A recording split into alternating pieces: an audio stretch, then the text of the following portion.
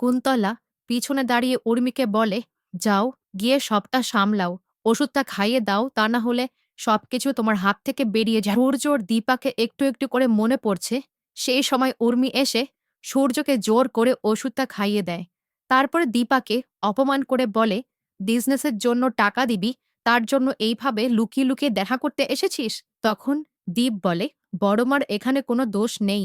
যাকে আমি এখানে এনেছিলাম দেখা করানোর জন্য। উর্মি সবার সামনে দীপকে একটা থাপ্পড় মারে।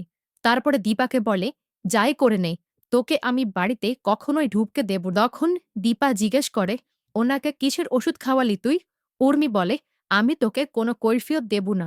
দীপা বলে, উনি এত কিছু নিজে একা হাতে করতে পারছে, আর ওষুধটা নিজের হাতে খেতে পারছে না? বাড়িতে এসে উর্মি দীপকে বকাবকি করলে দীপ বলে, আমরা তো ওখানে এমনি গিয়েছিলাম, কিন্তু তুমি জানলে কি করে যে আমরা ওখানেই থাকব?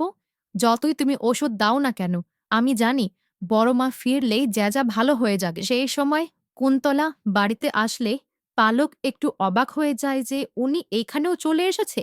তারপরে কুন্তলাকে জিজ্ঞেস করে, আপনি আমাদের সোনাকে এইভাবে হ্যারাস করছেন কেন? তখনই কুন্তলা পালককে বলে, বুঝতে পারছেন না কেন? সন্তান নেই আপনার? পালক সেখান থেকে চলে গেলে সুযোগ বুঝে উর্মিকে সূর্যকে খাওয়ানোর ওষুধটা দিয়ে চলে যায় কুন্তলা। অন্যদিকে দীপা রূপার সঙ্গে দেখা করতে আসে। রূপাকে জিজ্ঞেস করে, তুই ওইখান থেকে চলে আসলি কেন? রূপা বলে, বাবার তো সবাইকেই মনে আছে, তোমাকেও মনে আছে, কিন্তু মনে নেই শুধু আমাকে। দীপা বলে, তুই তো তারপরে দেখিসনি তোর বাবা কেমন অন্যরকম হয়ে গিয়েছিল।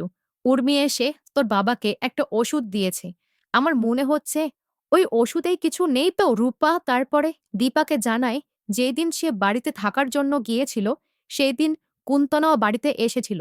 সূর্য কুন্তনাকেও চিনতে পারছিল, কিন্তু চিনতে পারছিল না শুধু রূপাকে। দীপা বলে, কুন্তলার এত সাহস আমাদের বাড়িতে আসছে, আমাদের পরিবারের কারোর কোনো অসুবিধা হচ্ছে না সেটা কেন আমাকে জানতে হবে? কালকে এনডি রেস্টুরেন্টে একটা মিটিং আছে আর সেখানে তোকে আসতে হবে।